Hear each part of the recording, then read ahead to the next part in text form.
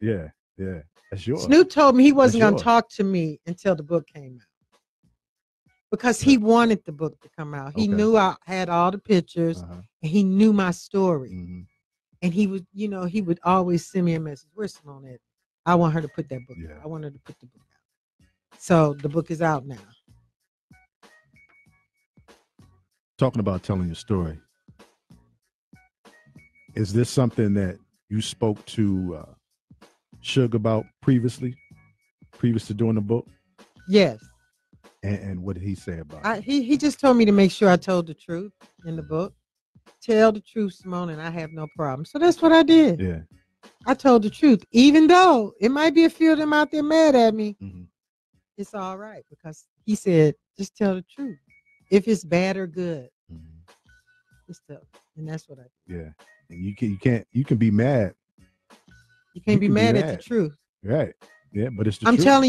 I'm telling you, since he's probably been in jail, my face has probably popped up in his head. I'm sure. A couple of those nights when he like, well, why did I do that? I wonder where she at. Speaking of that, just real brief, because we're going to wrap things up in just a minute, but just not giving too much because you want you to get that book. Time Served.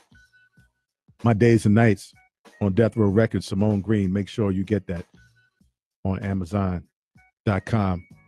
But just, I guess, towards the end for you, what was it for you to say, I'm out?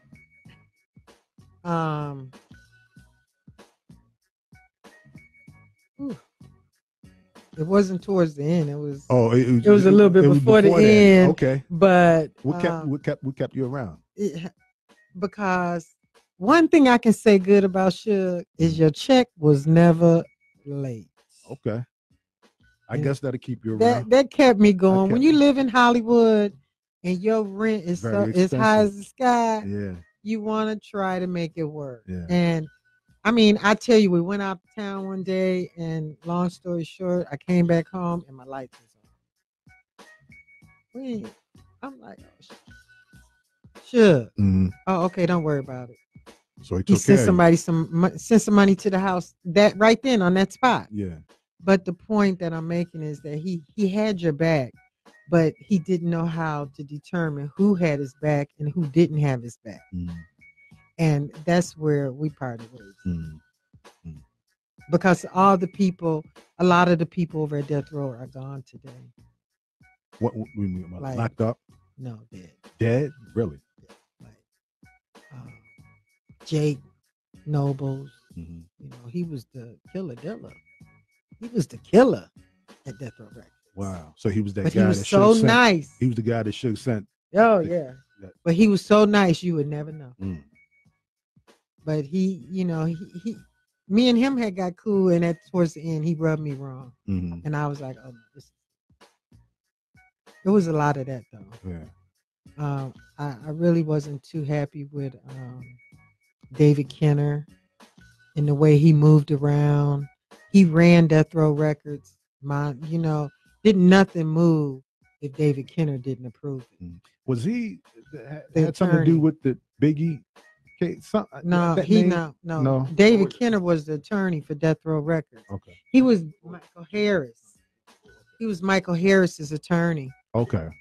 And he kind of finagled that whole deal. They knew Michael Harris had the money and Suge had the clout. And he put them both together. And when he put them together, then you got Death Row Records. Michael Harris is another reason that my book is out. Now, who's Michael Harris? Michael Harris is the original owner of Death Row Records. Oh, okay. Really, he the one put up all the money for Death Row Records to be born. And so he was the money man, and Suge was the muscle, so to speak. Right. Okay. And didn't have no musical training. Neither one of them. Okay. But they had the street creds. And that is, I looked at a map. Somebody showed me a map one day of Michael Harris's territory, and I'm telling you, it was probably only 2 or 3 little areas that he didn't control with the cocaine game. From the West Coast to the East Coast, from the North to the South, he had it locked down. Wow. Places that you really didn't even think, you would never think of. Mm-hmm. So, but he is the one that originally called me from jail. Didn't know him, know of him, but nobody had ever heard of him, talked to him, seen him. But they talked to him at death row, like the office manager might have talked to him on different occasions. But for him to call me at home and say, look, this is what I'm calling you for. We know this is what you got, and we're doing a movie, and we want you to be a part of it. And that's where that was the Welcome to Death Row movie that came out, the very first documentary that came out. Okay. And Michael Harris pulled me in on that. Wow. Wow. Him and his wife. Is this something that, I don't know, because when I read it, I just see a movie. Well, I wanted to. I'm headed that direction. I'm going that way with this. I want someone to come along and say,